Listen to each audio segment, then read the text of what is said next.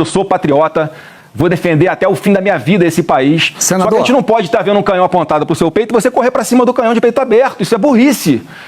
Senador, esse é o ponto que eu estou falando. Parece que o senhor está defendendo a bomba atômica no Brasil. Não estou, mas não estou. Foi bom, eu fiz questão de tocar aqui nesse assunto, porque é óbvio que eu não defendo isso, não sou maluco. Agora... Né? E só, mais uma vez, eu estou falando com relação à correlação de forças, Otávio.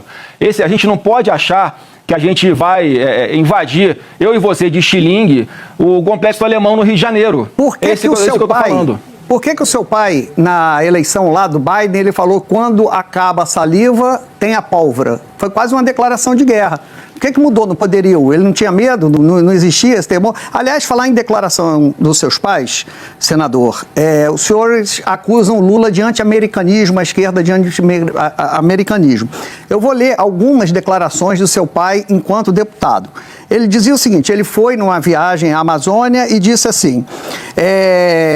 Chegou a meu conhecimento que um capitão norte-americano que faz parte do 8º Grupamento das Forças Especiais dos Estados Unidos, de nome Robert Cody, a Amazônia, porque claramente há interesse norte-americano em internacionalizar a Amazônia. Então ele está acusando os Estados Unidos de infiltrar um oficial para internacionalizar a Amazônia. Depois ele diz que nessa viagem a preocupação demonstrada foi com a cobiça internacional, principalmente dos Estados Unidos, um discurso anti-americano. E depois o Bolsonaro também em discurso, isso não é entrevista, roda de conversa, não, isso é no plenário da Câmara, está nos anais da Câmara. Então ele diz assim, quanto mais tempo ficamos sem saber o que temos dentro da Amazônia, melhor será para os países do primeiro mundo, em especial os Estados Unidos. Então ele acusa os Estados Unidos de tentar roubar a Amazônia do Brasil, ver os Estados Unidos como inimigo. Então, por que houve essa mudança de um país ameaçador para um país no qual nós devemos baixar a cabeça e cumprir o que Trump quer? Olha, Otávio, você sabe de que época foi isso mais ou menos, só para saber qual era o contexto disso? Que ano foi isso? Faz 30 anos isso? 25? Só para ter uma ideia. O que sabe em que contexto isso aconteceu? O contexto, ele foi uma viagem, ele foi convidado para uma viagem para a Amazônia e chegou na Câmara e denunciou essa infiltração de um oficial americano, um discurso anti-americano, que vocês acusam Lula de fazer. Não, você está distorcendo as coisas. Desculpa, Otávio. Isso certamente foi num contexto em que havia uma discussão sobre demarcações de terras indígenas aqui no Brasil, em que, coincidentemente, a cada reunião da ONU voltava aqui um presidente do Brasil à época dizendo que ia demarcar não sei quantas terras indígenas no país, e, coincidentemente, o subsolo de todas elas é riquíssimo em tudo que o mundo precisa para sobreviver por séculos. Então, obviamente, ele fazia alguma colocação contra essa demarcação. Inclusive, nós defendemos hoje que o próprio indígena, para respeitar a sua autonomia, se ele quiser, ele pode explorar a sua terra, inclusive o seu subsolo, e fazer com que essa riqueza seja distribuída para esses indígenas ou para todo o país como um todo. Então, acho que foi nesse contexto que ele deve ter falado isso. Senador, eu queria voltar ao tema específico. Sim, e na sua argumentação, o senhor estava falando da anistia, aprovação do projeto da anistia, e aí que teria uma reversão das tarifas do Trump. O senhor está sugerindo exatamente uma troca? Seria isso, trocar a taxação pela anistia, pelo Congresso Nacional? Amarote, primeiro que eu não tenho nem procuração para falar pelo Trump, obviamente. Eu não sei exatamente o que ele vai querer. Eu estou interpretando a carta dele. O que ele começa falando da carta? Mas o senhor acha isso pertinente? Não, assim, eu não acho pertinente, só que eu não acho justo, não acho correto. Agora, mais uma vez, é a realidade. Ele começa a carta dele falando da perseguição, da caça às bruxas ao Bolsonaro, aos seus aliados, à sua família, o que é um fato. Eu quero fazer a pergunta para quem está nos assistindo. Você acha que o presidente Jair Bolsonaro está respondendo a um julgamento isento?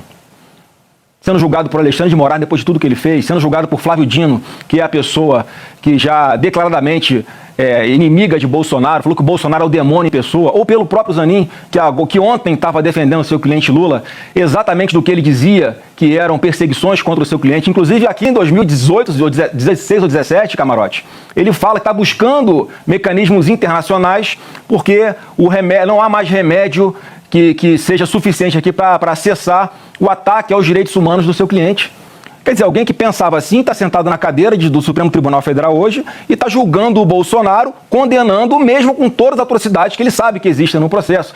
Então, assim, esse é um julgamento injusto. Se o Bolsonaro tivesse com 3% nas pesquisas, não tinha ninguém falando de Bolsonaro. Agora, como ele está liderando e todos sabem que se ele estiver nas urnas no próximo ano, ele será o próximo presidente do Brasil, há essa preocupação toda. Eu só quero aqui aproveitar o espaço para falar que não tem que ter medo de Bolsonaro, tem que respeitá-lo e respeitar o eleitor de escolha que ele quiser para comandar o nosso Brasil. É justamente um setor importante de quem votou no ex-presidente Jair Bolsonaro, poderia citar o agronegócio, o setor produtivo.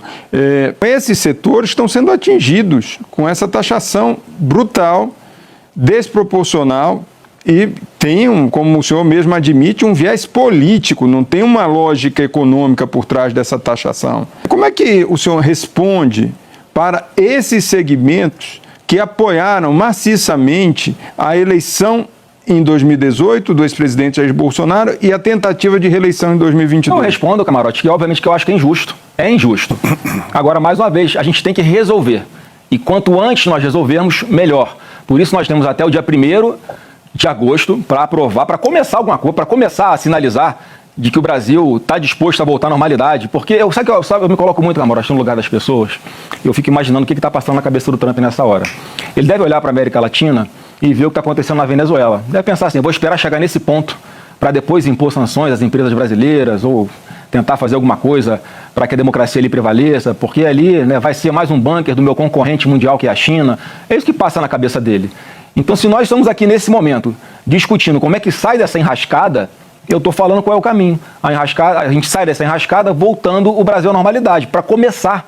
Eu estou dizendo aqui bem claro, para começar, eu imagino que é isso, que vai ser um gesto importante, é aprovar uma anistia ampla, geral e irrestrita, já que na carta dele ele fala claramente que é uma caça às bruxas a Bolsonaro. Então vamos acabar com a caça às bruxas ao Bolsonaro, que é o que a gente já tinha que fazer independente de pressão externa, e que todo mundo está fingindo que nós estamos numa democracia plena e só porque é contra o Bolsonaro pode. Vamos fazer um exercício aqui, Camarote?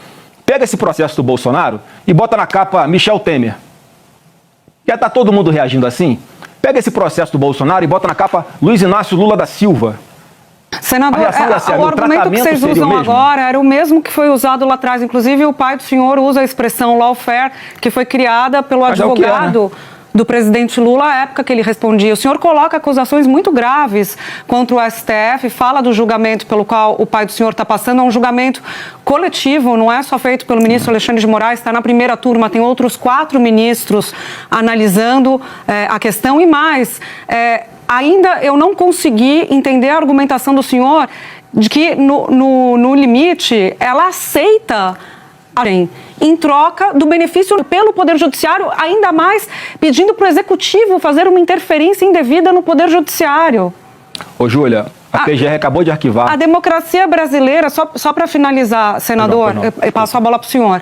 A democracia brasileira é uma democracia funcional. Ela tem separação de poderes. O julgamento do pai do senhor tem sido feito por uma lei que foi sancionada por ele, uma lei de defesa do Estado Democrático de Direito, que foi aprovada pelo Congresso Nacional, sancionada por ele, então presidente, e agora aplicada por Judiciário. Não cabe aqui nenhuma comparação com a Venezuela. Olha, eu acho que tem uma coisa muito maior no nosso Brasil, que as pessoas não percebem. A gente parece um sapo numa panela que vai fervendo, vai esquentando a água, quando o sapo está morto lá na água fervente. É o que está acontecendo com o nosso Brasil. Então, assim, para a gente fazer o nosso dever de casa, para acelerar o que a gente é obrigado, que a gente já deveria ter feito há muito tempo aqui no Brasil, que é uma anistia, por exemplo, a gente tem que esperar ter algum empurrãozinho do lado de fora, porque na prática é o que está acontecendo. Mais uma vez, é muito grave. É injusto, claro que é injusto, ninguém queria estar nesse ponto. Há quanto tempo nós estamos falando que é preciso fazer algo? Mas, infelizmente, as coisas não acontecem. Não há uma autorregulação do Supremo. Alexandre de Moraes faz o que faz, a revelia de tudo, arregaçando a nossa democracia, e porque a conta do Bolsonaro está valendo. Então não é narrativa. A gente não bota na balança, Camarote, e pesa. O que vai dar voto, vou fazer. O que não vai dar voto, não vou fazer. A gente está fazendo aquilo que a gente acha que é o certo, porque lá no final, no fim das contas, sabe que a gente está lutando para que o nosso Brasil volte à normalidade. A gente vai viver mais quanto tempo com um parlamentar ficando com medo de subir na tribuna, dependendo do que fale, ele vai ser preso. Mas mesmo que o Brasil agora, senador, não estou defendendo que esse seja o remédio, não.